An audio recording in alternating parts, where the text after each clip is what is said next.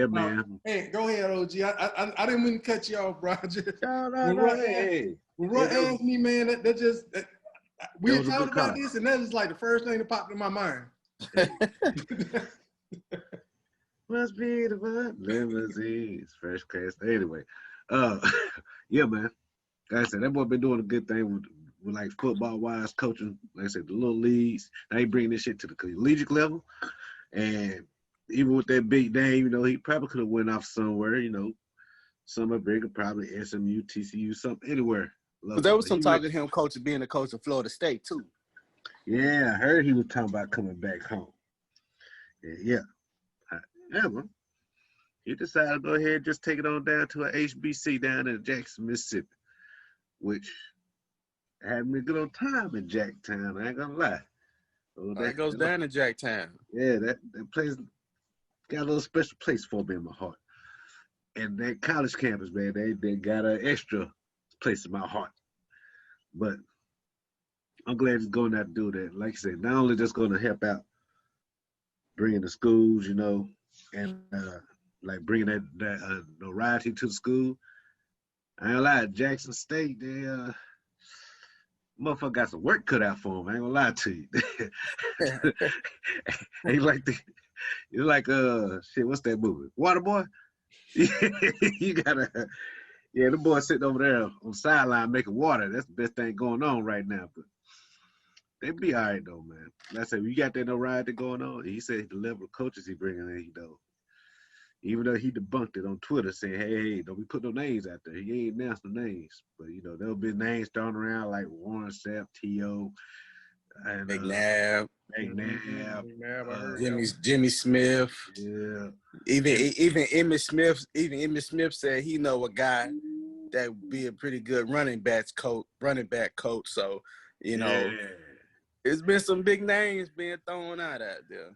Yeah, so gonna see how it all work out. I ain't trying to start no shit either, but that would be something real fucking cool to see there, you know. Sir, but and not only he'll do it for Jack State, hopefully they'll inspire other cats to start going back to these HBCUs, you know. Go back, make Grambling great again, you know. Make PV great again, you know. PV, fuck Grambling, PV. We Texas. Yeah, we are. Like I said, Grambling, I let him make sure that band is fine. And old Louisiana born joggers. Hey, D-Town, I just got the boot. He'll turn coat on us, right? He'll turn coat on us Texas motherfucker. Hey, man, he got some of that Arcadia blood. He got some of that Arcadia blood in him. D-Town all the way down, but I got the roots in the boot though, you know. Still got the roots in the boot. Man, look, let me say this first and foremost, and I echo both of y'all's sentiment. I fucks with primetime Dion Sanders, not because he was a part of the Dallas Cowboys, not because of what he did on both sides of the ball as a defensive back, and oftentimes filling in as a wide receiver. And then, listen, I could talk all day long about Deion Sanders, but I'm gonna tell you, I echo y'all's sentiment. I fucks with Dion because he gave back to the city of Dallas. Right. He gave back to our alma mater. He gave back to our hometown. He gave back to the state. He gave back to Dallas. And then I will say this. Dion fucking gave up his contract with the NFL Network, paying multi-millions of dollars. And this is the plug on what Ant was saying, to take a job at not one of the best fucking HBCUs in the country, but, you know, average it at best HBCU. 21 and 40 ain't that average, but yeah. I mean, it ain't average. It ain't average. You right. I mean, it's lower tier. Maybe I'm being a little generous. They keep it real now. We get unpaid to keep it real. We lie when the checks come. We are a trill podcast, right? We some trill motherfuckers around here. Yeah, we lie. We twist the truth when the check comes. Go ahead. But not okay. I'm with it. But nah, man. For Dion, man. I mean, look, a few months ago, it was a news article that came out that said the number one ranked high school basketball player in the country decided to commit to a HBCU. I I thought at the time when that news came out that was big news. I thought that the kids was gonna start the fucking change. But then, like a few months later, you see Dion give up that multi-million-dollar contract with NFL Network and say, fuck the PWIs, probably white institution for college for you slow folks out there. And fuck the NFL. I want to go lend my talents. I want to lend my prestige. I want to lend my brand over to a HBCU. I thought that was fucking awesome. And I know that the cat is not completely 100% confirmed out of the bag with what his coaching staff is going to look like, but I'm really hoping not that his coaching staff is going to bring more NFL players to Jackson State. I'm hoping it's going to bring more former NFL players to the HBCU community as not only head coaches, but specialty coaches, just, you know, coaching staff, maybe not even coaching staff, but also administration, you know, because what I feel like this move is going to do, Roy, and what I feel like this move is going to do, I feel like this is going to create the new Nick Sabans of the HBCU community, which means when they go on fucking recruiting tours, the top 5, the top 10 in the country that's looking at the Alabamas, that's looking at the fucking UGAs, that's looking at the Florida States, that's looking at the USCs, you know what I'm saying, are going to turn around and say, nah, man, I'm good. I'm going to fucking PV. I'm going to Prairie View. I'm going to fucking Southern University. No, I'm going to North Carolina A&T. I'm going to FAMU. Nah, this is where I'm going because they got a pretty good program over there. Such and such from the NFL is over there. They done brought resources. They done brought talent. They done brought coaches. They pipelining all the top tier players. And I'm hoping that's going to bring more people, black and white, to those games. And that's going to bring more money to the fucking athletic programs. I'm hoping that's going to force the fucking ESPNs of the world to give these motherfuckers better fucking production quality when they fucking produce their games and air their games. Fuck that ESPN shit. We want ESPN. We want the real shit. Yeah. We want the real shit. We don't want the 1994 production quality when you play HBCU games. We want the same shit that Alabama gets when you produce their fucking games. We want that. Hey, I'm done talking. I'm excited. Prime time. Hey, man. Prime time from the HBCU. Hey, man, and we're talking about this offline, bro. And we were talking about that high school player that chose that HBCU. I believe he went to Howard. And I believe it was Thon Maker's cousin. Thon Maker's cousin that went to Howard over USC, over UCLA, over all those other, you know, other established college places and stuff. But I think this right here, it's the beginning. I think it's the beginning of a trend and it's the beginning of a wave because Dion, as influential as he is in terms of, you know, playing back in his day, but just how influential he is right now and to how a lot of the players and a lot of people look up to him and stuff like that. You know, even when he does his what's the thing he do on this show? You ball, you get the call or whatnot. How he called those young players that really balled out that Sunday and stuff like that. Yeah. You know, this is gonna definitely raise the stake and the value of the players that go to HBCUs, and it's just this right here should skyrocket recruiting at HBCUs, especially for Jackson State. And it has to always be someone to set the trend first, right? So Jackson State, Jackson State setting the trend first, where they got, you know, a well-known black successful athlete come in and be their coach. Now, I wonder who's going to be the next one. Just imagine, think of all the good players that it came out of Grambling, the good players that came out of I don't want to cut you off, bro, but this is the one thing that I like about it being Dion, because I never really fully appreciated Dion's value until I got the gift of gab for it. Well, not the gift of gab, bro. I'm just talking about his NFL mind. Not NFL, but his football mind. You know what I mean? His football IQ, I should say. That's the proper term I'm looking for. Dion was highly criticized as a defensive back for not being for not being the most physical defensive back in the league for his time. But he set fucking records and he had outstanding numbers for being able to bro, for somebody that's playing defense as a fucking corner. You see what I'm saying? To fucking turn the tide of game. Like, motherfuckers was scared of Dion on the outside. And not because he would yoke your ass up. He had too much speed. And his agility was on point. He knew where to find the ball when the ball was in the air coming on your side of the field. So he didn't have to touch you. He knew when to jump, when to stop the fucking ball, when to run your ass out. Listen, you couldn't pick a better fucking football IQ mind. Yeah. The head coach at HBCU right now, bro. Like I said, when you gave me my turn to talk, like I said, I could talk all day about Dion. I'm happy. Hey, there's been, you know, rumors out there of Emmitt Smith, T.O., McNabb, Jimmy Smith. These are Hall of Fame quality. Most of them guys are in the Hall of Fame, but some of them should be in the Hall of Fame. You know, and record holders in their own position at best. You know what I mean? Yep. Like, this is just going to change the landscape of recruiting when it comes to the recruiting process between these big powerhouse colleges, excuse me, and these HBCUs. I wish I was back in high school right now playing football, man. That would motivate you. Hey, right, that would motivate your ass, wouldn't it? You'll be in practice extra early. Because you know what? Because you know what? We get them assignments in on time. I tell you that shit. Because you know what though? Hey, right, and think he's slick, and think he's slick, and think he's funny. Hey, check this out. On the real though, you know, only a select few, you know, athletes get to play.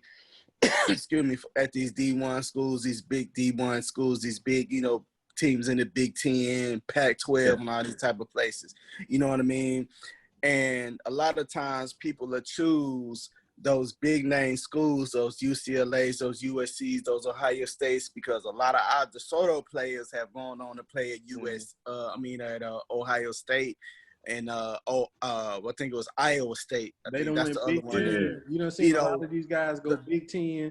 Some of them went Pac-12. Yeah. Exactly. You know, but think of the letters that they got from those HBCUs. Yeah. Yeah. But they decided to go, and why you think the reason why they decided to go to those other ones? You think it possibly. It could be because, this is a big name school. I'm going to a big name school. You know, although I may not play my first 3 years, I might not get to play till my senior year, but I'm at a big name school, blah, blah, blah, blah, blah. Hey, I made it.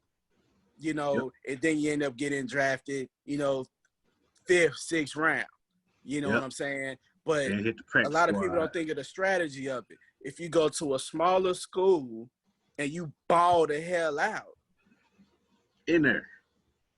Hey, that just give you that much more notoriety and that much more attention. People are going to be coming to see you. They're not coming to see the wide receiver or the quarterback that throws 100 million picks, but because, you know, he was a max prep 5-star or whatever, you know what I mean? That's who they coming to see. No, you go to a smaller D1 school and you just ball out. All the attention is going to be on you. Yeah. Just think about the boy that came out of Memphis at the time. Memphis wasn't even that big of a D1 school. Poe and Pollard. You know what I mean? Mm-hmm. Poe balled out at Memphis. Although Memphis is a D1 school, it's kind of what you call a mid-major or something like that. You know what I mean? And as big as like Ohio State, whatever. But he balled out. But Roy, I give you a better one than that. Kentucky. Look what John Calipari did for Kentucky. Yeah. Kentucky was never really known as a basketball school. He came in there, he just pipelined them motherfuckers in. You know what I mean? And that's to be expected from the HBCU community with Dion leading the way. Yeah. That's to be expected, man. Yeah. It's gonna be a wave. I mean, these Southern Classics and these all these classes and stuff, they're gonna mean something for real now. Oh, they mean something real. Now, Hey, let me one ask thing you. though, I do say this. You know me, I'm old school. I love my classics. I love my shootouts and all Red River runs and all that fuck Red River. But you know, I love all our rivalries we got within the HBC, and all that. But I don't like shit getting too commercialized. Some shit I do like to keep to myself. However, though, for the sake of these damn kids that's going out there, hey man, it's all about it, bro. I'm all for it. But the question I was gonna ask is, and going back to it, and we at our 10-minute mark. Oh yeah. It always feels like when it comes down to not just with these kids, but a lot of stuff when it comes to our community, it feels like the white man's ice is colder. Bringing it back to the HBCUs, getting quality like Dion coming in. If the rumors are true, Donovan McNabb is coming in, T.O. is coming in, and then let's say the doors open up for another program, at another state for HBCU, they land a big time name, and he's able to lend resources and other coaching staff, they can bring resources in. Do you think that they will be able to compete? Or I should say it like this. How long before you think that they can be competitive against Alabama, against a Georgia, against a Virginia Tech, you know what I mean? Against Oregon, against Ohio State or Michigan. I got what you're saying. Yeah, I give it. I ain't gonna lie to you. It depends on where you at. Cause Mississippi ain't one of the richest states in the country. You know what I'm saying? So it's gonna be a little while before they get up there. I tell you. What you call a little while? Put like this. I can see them if he got if Dion come down there. Well, first and foremost, Dion coming down there. Number one, that's getting the press down there. Period. Point blank. Period. That's the main thing. Man, I don't want to cut you off, man. I don't want to cut you off. But when we looked at the video, I was looking at the announcement, and I will give COVID the benefit of the doubt, but I didn't see a whole lot of people in the stands. COVID. Come on, man. COVID, man. Come on, COVID, bro. That part too. And it did look like Ohio State. Show up to see Prime. Is that? I know. I'm giving COVID. I'm blaming it on COVID. And they still showed up. It's prime time. I'm blaming it on COVID. And they still showed up. They filled up that cafeteria. Yeah, prime time. The stands wasn't full. I'm mad about that. I'm mad about that. Y'all can fit so many people in the damn cafeteria there, Chris. Hey. Motherfuckers ain't got a stadium. That's a lunchroom, bro. Hey, check this out. Man, listen, had the announcement been made in Dallas that he was coming to PV, would you have went? That's PV. That's different. Like I was saying, matter of fact, you get me off a point here.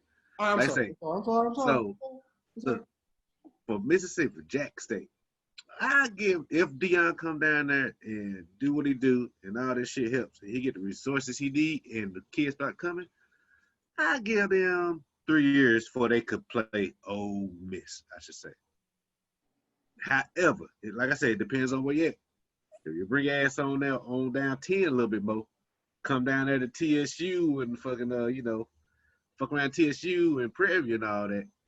Them boys they're more likely to get in there faster. Hey, Jacksonville State at HBCU. Jacksonville State. Yeah. And let's not forget, there are some PWIs that were not 4A that just now reached a level of notoriety. And I'm talking about U of H. U of H has just reached that level. Yeah. U of H. And they better. Them Cougars been giving you it. What they? They been giving people hell for a minute though. Yeah. But let me answer. Let me go back to your question about how long it's gonna take. Yeah, like I said, 3 years. Ole Miss, PV. Well, that's shit. And if they get the right resources, I give them. If they had the same situation for PV, I give them 2.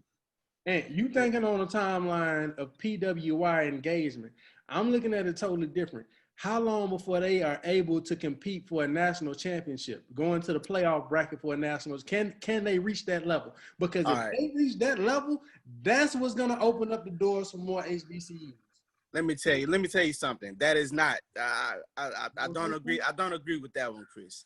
I don't agree with that one. That's a little funky. I don't agree with that one. That's poll rankings and all that flimmery. I don't agree. I don't agree with that one. I believe that poll rankings are bullshit too. But go ahead, Roy. All right. Can we all agree on that? Can we all agree that the poll rankings can be bullshit? Yeah, the poll rankings can be bullshit. Okay. They can be. So, in order for I give Dion, like Ann said, three recruiting years to come in and make the change. And I'm gonna tell you, as a coach myself of Little League, and I did coach some high school football and stuff as well, a lot of it is coaching. It's coaching and technique and things like that. Because the athletes that you get, the players that you have, you got what you have. So you have to use what that athlete is best at, and you have to use that to their best ability. You know what I mean? And that's why I said it comes down to coaching. So in terms of coaching, I believe that they will be competitive in 2 years of his recruiting time. Yeah, right.